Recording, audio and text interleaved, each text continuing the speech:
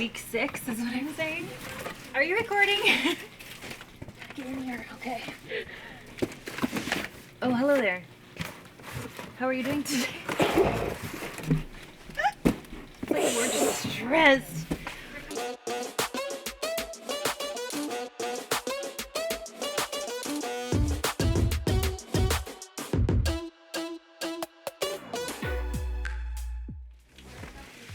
Oh, hello.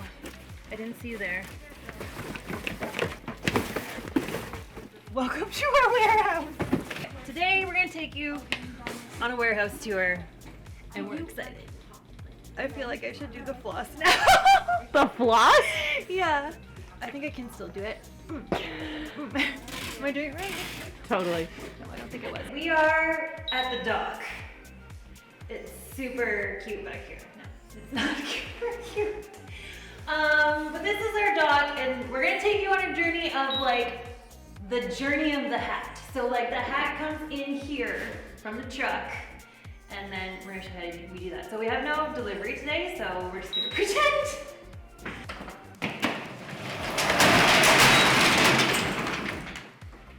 Also, who receives our shipments?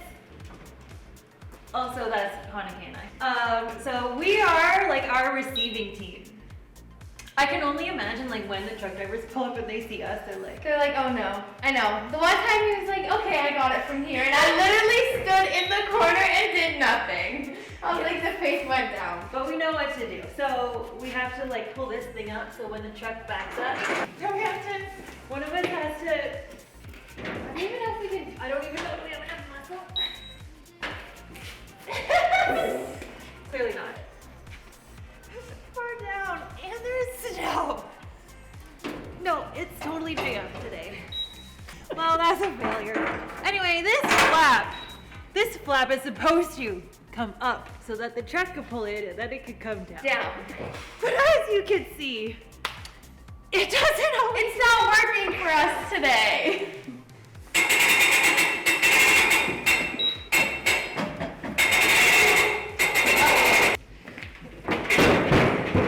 We got it. Well then, Is it gonna close? the height doesn't run in either of our families, so we have to get a shovel.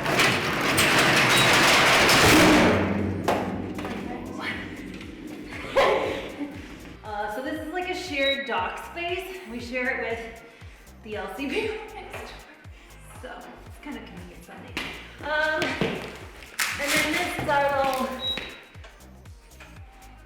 this is our spot. Once we receive the hats, we bring them in on this sturdy pallet jack.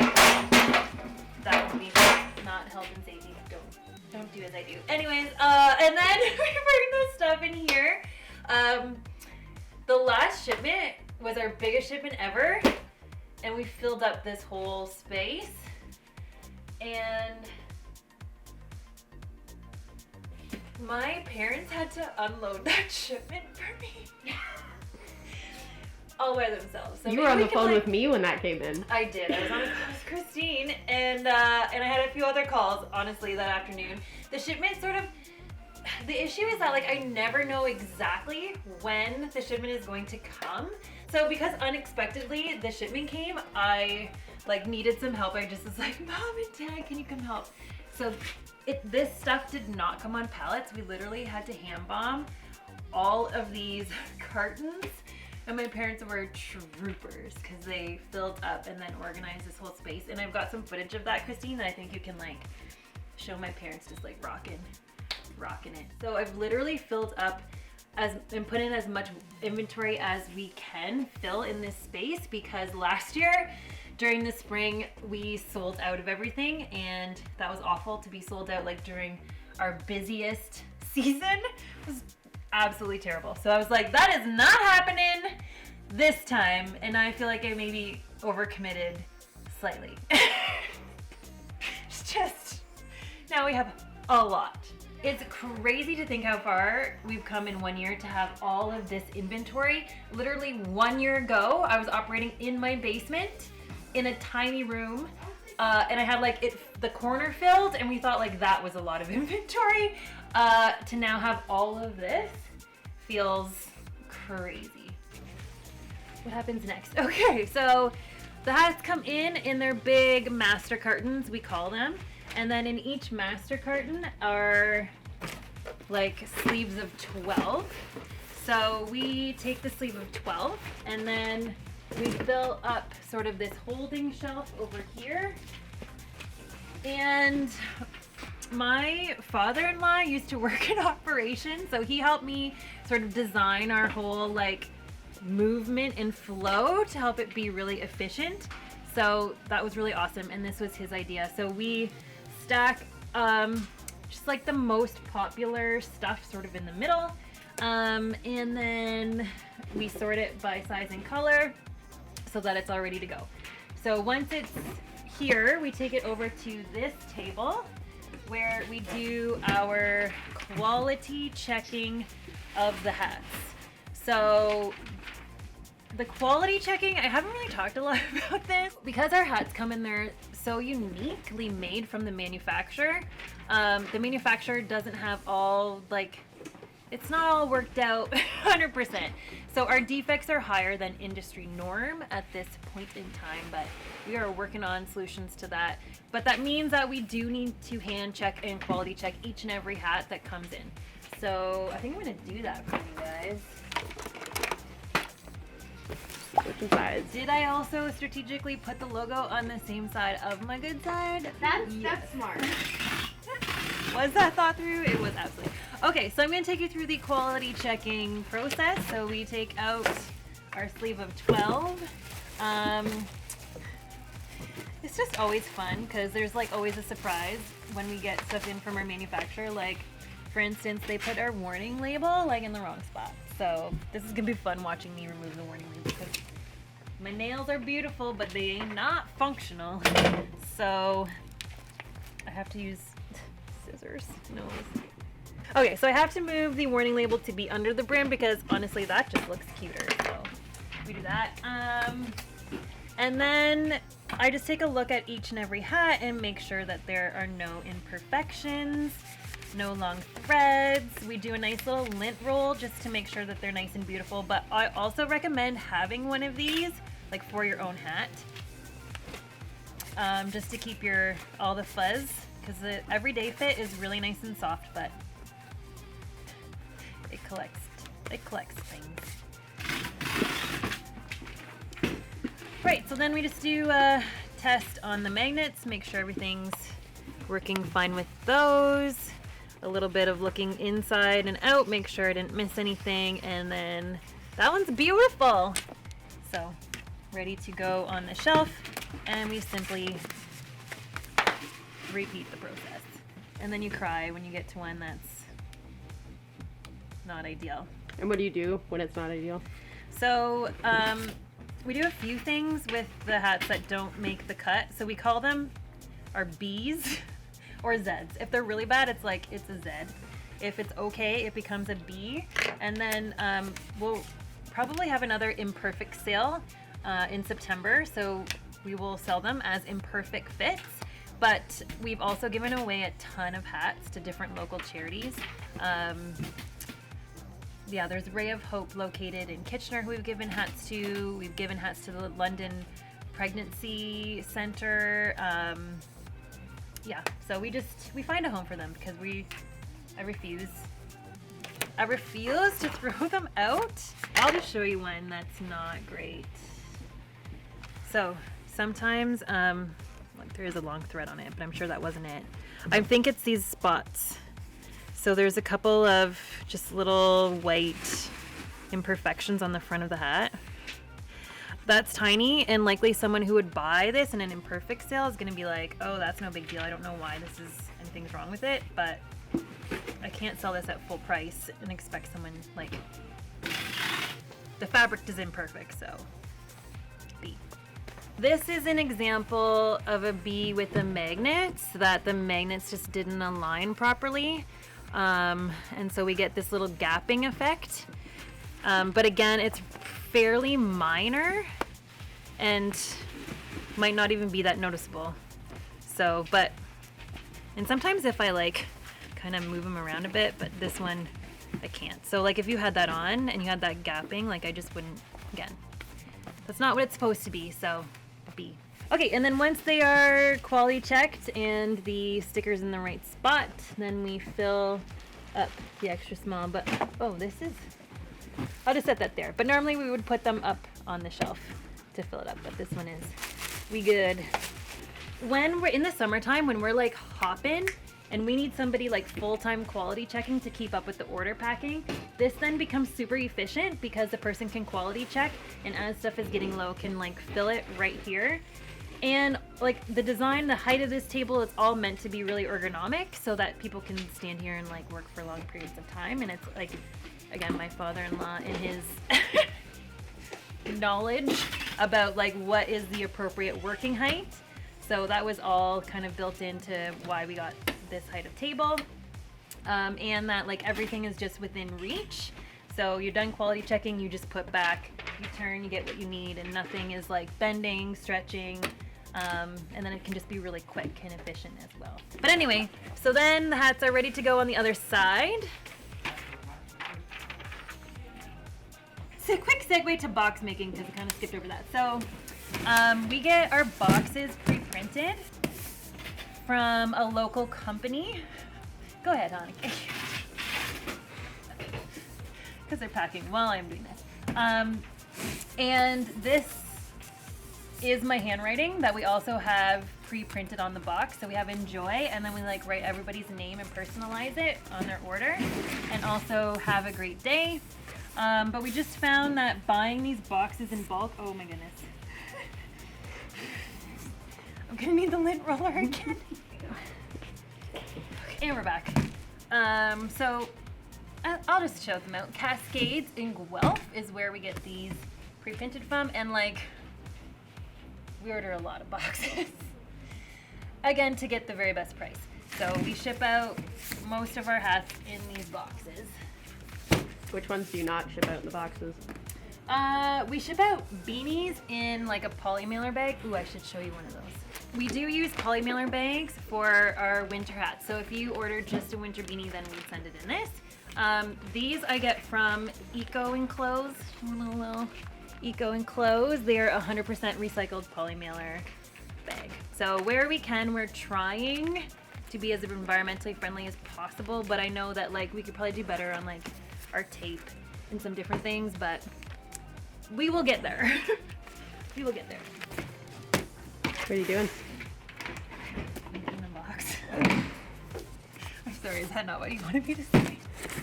You needed something to fill the I am silence. making the box. Well, I don't know. I don't know how to talk. Making the box entertaining for you. I fold the flaps and then tape it. That is the box making. Then we just pre-fold some tissue to put in the bottom. Oh dear, now I'm like unfolding the tissue. That's, and they folded it so nice. Okay. We'll put tissue in and then we stack them. I should show the stacking. We make a big pile of boxes like this, so they're ready to go for the order pack. That is so fantastically entertaining. So I'm sure Christine will just like skip to the girls packing some boxes. Then we do that. We just assembly line again, and everything is at like arm's reach so that the order picker can just go ahead and like fulfill the order and grab what they need. But again, there's no bending or moving or having to like turn around and get dizzy. When we were in my house, it was like off to the side, but even that, like constantly needing to like turn and turn. So this is just like really helpful that you can just like grab. After the boxes are packed up, then they go usually in like one of 3 piles. Right now we only have 1 pile that's ready. This goes with a company called eShipper, and they're based in Brampton. If you're local and you're a small business, you might want to check them out. Shameless plug for eShipper. But they are able to help us get cheaper rates on shipping to the US. So like this one is going to Texas. Oh gosh. It's okay, it's not breakable. We have to do that with all of them, right? You throw it on the floor first. Well, bam, no, I don't, we don't throw them, okay. So we can get cheaper rates with eShipper because they take a truck and ship it directly to the States, and it avoids like Canada Post, and they just drop it right off at USPS. So that's what we have ready to go here today, and they will be coming to pick up at our dock later, so we can show that or not show that. Anyway, and then the other two spots, and we don't have any packed up yet, but we also ship out with UPS. Anything local will go with UPS, and I mean, just like huge props to UPS because they're always very consistently good. We have very few lost parcels with them. It's super quick, but it is more costly. And then we also ship with Canada Post a lot too. So anything international goes with Canada Post. Like, sorry, international that's not US will go with Canada Post. And just recently, this is like big breaking news. Just started last week, Canada Post actually comes and picks up, which, I mean, that sounds like, oh, big deal, but like, I was literally driving everything to the post office, and it was insane. So to have them like coming to pick up is just such a time saver for me, and I am super grateful. So we were able to get on one of their routes, but we're in a small town, so like to get that to happen just took a while. So anyways, yes. So this is where our order printing happens, and now Haneke is printing like 99% of all of our orders. I will print some occasionally, but mostly now Haneke is doing that every day when she comes in. And right now she's just getting ready to print out our Canada Post shipments. So lots of these are going, like, do you know, have any idea where some of them are going? Like Quebec, Australia, quite a few today. Yeah. United Kingdom. Yeah. Pretty crazy.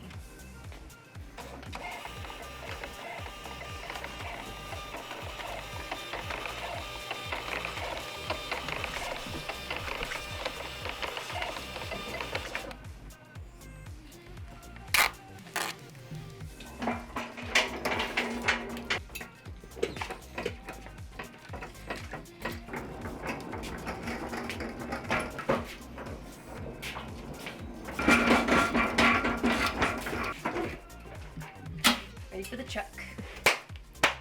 So we're almost done our tour. I guess we're gonna wait for that truck to come, right? But that's pretty much it. They're almost ready to go. Then the truck will come. That'll be the end of the journey of that.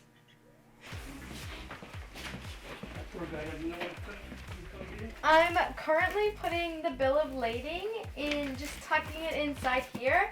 And this we just have to put on. It's just like information, I guess, for the receiver of the shipment.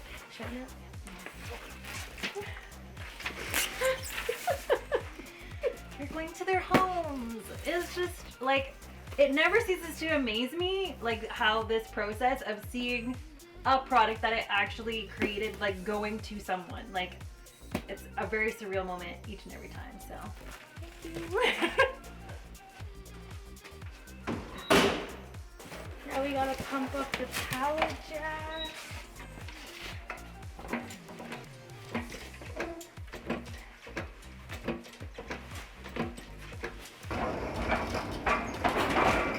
Okay, thank Yeah. you. Give me a second.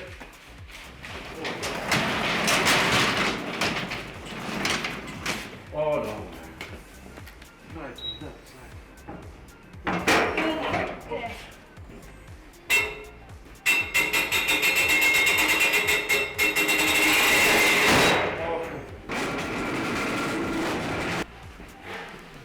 Shovel. Yeah, the shovel.